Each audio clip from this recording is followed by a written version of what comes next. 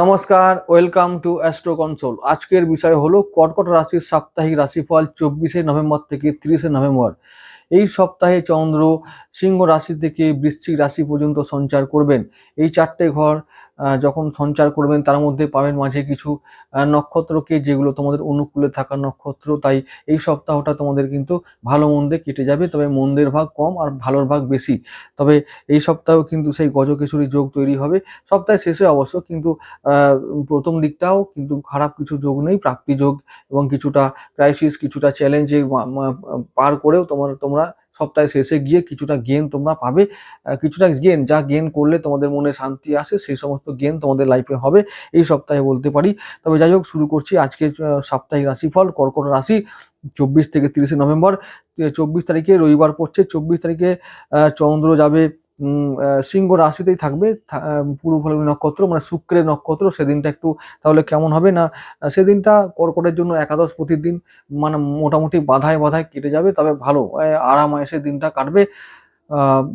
শুক্রের দিন তো সেদিনটা খরচের যোগ আছে, একটু ইনকামের ক্ষেত্রে ক্রাইসিস হবে যদি ইনকাম করতে যাওয়া হয়, যদিও ছুটির দিন, তো চিন্তার কিছু নেই, সেদিনটা আরামায়েশ করে আনন্দে কাটিয়ে দাও। ব্যাস, এবার চলে আসছি পরের দিন 25শে নভেম্বর সোমবার, সপ্তাহে প্রথম কাজের দিন। সেদিনটা খুব ভালো দিন হবে কর্কটের জন্য, কারণ ধনপতির দিন, ধনপতি রবি দেবের দিন। চন্দ্র থাকবে কন্যা রাশিতে এবং উত্তর ফাল্গুনী নক্ষত্র, রবির নক্ষত্র। তাই ধনপতির দিন চেষ্টা করলেই সেদিন আমরা ইনকাম করতে পারি, সঞ্চয় করতে পারি, ঋণ শোধ করতে পারি, সেরকমই সুযোগ আসছে। চন্দ্র ভাগ্যপতি, লগ্নপতি, ভাগ্যভাবে দৃষ্টি রাখবে। ভাগ্যভাবে আছে রাহু আর চন্দ্রের সঙ্গে দৃষ্টি বিনিময় হবে, গ্রহণ দোষ তৈরি হবে, সামান্য ক্রাইসিস আসবে, মনে ওপর এবং শরীরের ওপর একটু প্রভাব আসবে। এইসব বিষয় সতর্ক থাকতেই হবে। শরীর মনের কেয়ার নেওয়া দরকার। এই হচ্ছে যে সোমবার দিন রবির নক্ষত্র, চিন্তা নেই, তোমরা চেষ্টা করলে সেদিনে ইনকাম করতে পারবে। বাকি সমস্ত ক্ষেত্রে রবির দিন মানে ভালো দিন, কেটে যাবে দিনটা, ভালো মন্দ কেটে যাবে। চলে আসছি পরের দিন 26শে নভেম্বর। চন্দ্র ঠিক থাকবে কন্যা রাশিতে, আবার মঙ্গল বার হয়ে গেল, আবার ওদিকে চন্দ্র থাকবে নিজের নক্ষত্র হস্তায়। তো চিন্তার কিছু নাই, চন্দ্র নিজের নক্ষত্রে থাকবে, আনন্দে থাকবে।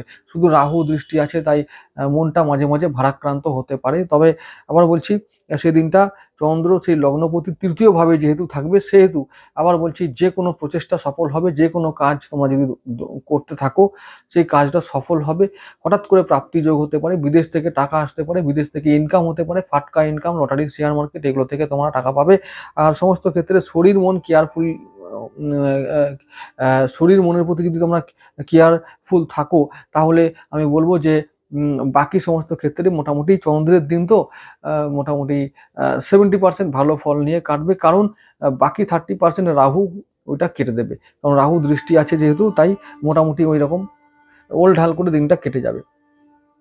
চলে আসছি পরের দিন 27শে নভেম্বর, বুধবার দিন। বুধবার চন্দ্র থাকবে মঙ্গলের নক্ষত্র চিত্রায়। তো সেদিনটা চিত্রা মানে মঙ্গলের দিন, দশমপতির দিন, কাজের দিন। কাজে ব্যস্ত থাকবো, সারাদিন কাজকর্ম নিয়ে ভাবতে থাকবো, সারাদিন কাজকর্মকে কিভাবে ডেভেলপ করা যায়, কিভাবে আরো কাজকে বাড়ানো যায়, সেই সব চিন্তায় মগ্ন থাকতে হবে। আর সেদিন হচ্ছে যে কাজে উন্নতি হবে, কারো কারো কাজ নতুন লাভ হতে পারে, কাউকে কাজের জন্য যেতে হতে পারে অনেক দূরে। সেদিনে পরিবারের সঙ্গেও তোমাদেরকে সময় কাটাতে হতে পারে, পরিবারকে সময় দিতে হবে সেদিনে। তো এই সমস্ত ব্যাপারগুলো মনে রাখতে হবে। তো মঙ্গলের দিন যেহেতু, তো বলবো যে মাথা ঠান্ডা রাখারও সময় আছে, কারণ মঙ্গল এখন শনির নক্ষত্রে আছে এবং তার সঙ্গে রাহু দৃষ্টি আছে। তো ঠান্ডা মাথায় যে কোনো দিন, বিশেষ করে মঙ্গলের নক্ষত্র যেদিনে পড়বে সেই দিনগুলো আমাদের ঠান্ডা মাথায় থাকতে হবে। কোনো কর্মক্ষেত্রে আমরা কোনো হঠকারী সিদ্ধান্ত নেব না, সেটা আর্থিক বিষয় হতে পারে বা কর্মক্ষেত্রে হতে পারে। কর্মপতি যেহেতু, তার উপরে রাহু আর শনির প্রভাব আছে, সাবধান থাকবো। বাকি সমস্ত ক্ষেত্রে কেমন যেতে পারে, চিত্রা নক্ষত্র মঙ্গলের দৃষ্টি এখন আমাদের চতুর্থ ভাবে আছে, তাহলে ঘরে শান্তি থাকবে, গৃহে শান্তি, মনে শান্তি, পরিবারে উন্নতি, কিছু আয় ইনকাম পরিবারের জন্য আমরা করতে পারবো, সঞ্চয় করতে পারবো, শত্রু দমন করতে পারবো।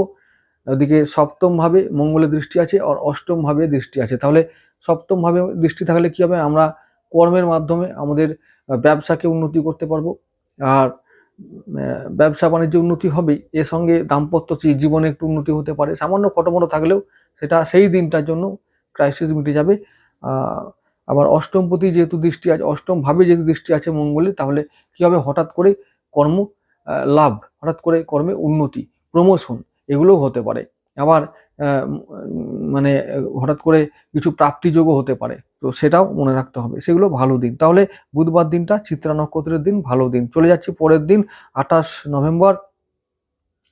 28 নভেম্বর চন্দ্র যাবে তুলা রাশিতে। তুলা রাশিতে চন্দ্র বৃহস্পতিবার, তো চন্দ্র যাবে সাথী নক্ষত্রে, রাহুর দিন, রাহুর নক্ষত্র সাথী, তাহলে রাহু কন্ট্রোল করবে, তাই সেদিন তোমাদের সব দিক থেকে সাবধান থাকতে হবে। বিশেষ করে আর্থিক বিষয়ে সাবধান থাকতে হবে, আর্থিক লেনদেন করার আগে ভাবতে হবে, বড় কোনো ট্রানজাকশন করব না, বড় কোনো সিদ্ধান্ত গ্রহণ করব না, সেদিনটা সব দিক থেকে সাবধান থাকতে হবে। সমস্ত বিষয়ে কথা বলবো ভেবেচিন্তে, কাজ করব ভেবেচিন্তে, সেদিনটা সাবধান থাকার দিন। তো মোটামুটি 50% ভালো ফল পাবো আমরা, 50% নেগেটিভ ফল পাবো। চলে যাচ্ছি পরের দিন 29শে নভেম্বর, শুক্রবার, চন্দ্র যাবে বিশাখা নক্ষত্র, দেবগুরু বৃহস্পতির নক্ষত্র হওয়ার দরুন আমাদের শুক্রবার দিনটা খুব ভালো যাবে। শুক্রবার দিনটা ভাগ্যপতির দিন আর ষষ্ঠপতির দিন, তিনি এখন আছেন একাদশ ভাবে, সেদিনটা ইনকাম হবে, সঞ্চয় হবে, সন্তানের উন্নতি হবে, শিক্ষায় উন্নতি, প্রেমে বাধা দূর হবে। তো শুক্রবার দিনটা সব দিক থেকে ভালো দিন, তাহলে দেবগুরুর দিন, তো সব দিক থেকে এনজয় করো, ভালো দিন পেয়েছো। আবার ওদিকে চলে যাচ্ছি পরের দিন 30শে নভেম্বর, শনিবার দিন, চন্দ্র যাবে বৃশ্চিক রাশিতে, মানে তোমাদের পঞ্চম ভাবে, অনুরাধা নক্ষত্রে, শনির নক্ষত্র, তাই এই নক্ষত্রটা সেদিন কি করবে, তোমাদের একটু দুঃখ দিতে পারে শনিবার। আবার ওদিকে শনির নক্ষত্র অনুরাধা, এই নক্ষত্রটা দুঃখের কারক, তোমাদের সেদিনে দুঃখ হতে পারে। কোন কোন বিষয়ে দুঃখ হতে পারে, দুঃখটা হবে কোন, দাম্পত্য বিষয়ে, ব্যবসা বিষয়ে, সন্তানের বিষয়ে, প্রেমের বিষয়ে, শিক্ষার বিষয়ে। এই বিষয়ে কোনো ঢিলেমি করা চলবে না, এই বিষয়ে কোনো গাফিলতি চলবে না। এই বিষয়ে যে কোনো সিদ্ধান্ত নিতে গেলে খুব ভেবেচিন্তে নিতে হবে, দরকার হলে সময় নাও, কিন্তু সিদ্ধান্ত নিতে গেলে ভেবেচিন্তে নিতে হবে। তাই বলছি শনিবার দিনটা আমাদেরকে সাবধান থাকতে হবে। শনিবার দিনটা শুধু নয়, পরের দিন রবিবার দিনটাও কিন্তু তোমাদের সাবধান থাকতে হবে, কারণ চন্দ্র ঠিক বেলা প্রায় 2-2:30 পর্যন্ত থাকবে অনুরাধা নক্ষত্রে। তাই এখন থেকে বলে রাখছি, চন্দ্র ওই দিনটা যেহেতু থাকবে, মানে রবিবারে পুরো দিনটাই তোমাদের সাবধান থাকো, শনিবার দিনটাও সাবধান থেকো। সাবধান কোন কোন বিষয়ে থাকতে হবে না, ওই যে বললাম, যে বিষয়গুলো আমাদের ঝুঁকি আনে, কোন কোন বিষয়ে সাবধান থাকতে হয়, মানুষের কোনো সম্পর্ক, মানুষকে যখন কথা বলবো, কোনো সম্পর্ক স্থাপন করব, এই ক্ষেত্রে সাবধান থাকতে হয়, আর যখন আর্থিক লেনদেন করব তখন সাবধান থাকতে হয়। এই দুটোই তো বিষয় আছে যা আমাদের শত্রুতা তৈরি করে, টাকা পয়সা আর মানুষের সঙ্গে সম্পর্ক। এই দুটো বিষয় আছে যা আমাদের প্রত্যেকের হেডেকের কারণ।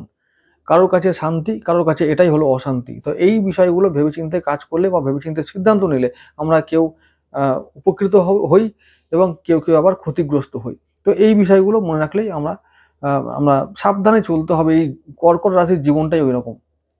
কর্কটের জীবনটা বেশিরভাগটা না পাওয়া আর অশান্তি, দুঃখ, ক্রন্দন বা কান্নার মধ্যে কাটে, চাপা কান্না ভেতরের মধ্যে লুকিয়ে থাকে। তো এইটাকে মিনিমাইজ করার চেষ্টা করতে হবে, এটাই তোমাদের লাইফের সাধনা, এটা মনে রাখো। ভেতরে কান্না লুকিয়ে লাভ নেই, চেপে রেখে লাভ নেই। মহাসাগর আছে, ওখান থেকে মণিমুক্ত সঞ্চয় করে বের করো এবং নিজেকে ডেভেলপ করো, মিলে ধরো, দেখবে চকচক এমন করবে যে লোকের চোখ ধাঁধিয়ে যাবে। এই ব্যাপারটাকে তৈরি করার সাধনা করো, দেখো একদিন সময় লাগতে পারে, কিন্তু একদিন হবেই। ঠিক আছে বন্ধুরা, আজকে এটুকু থাকুক।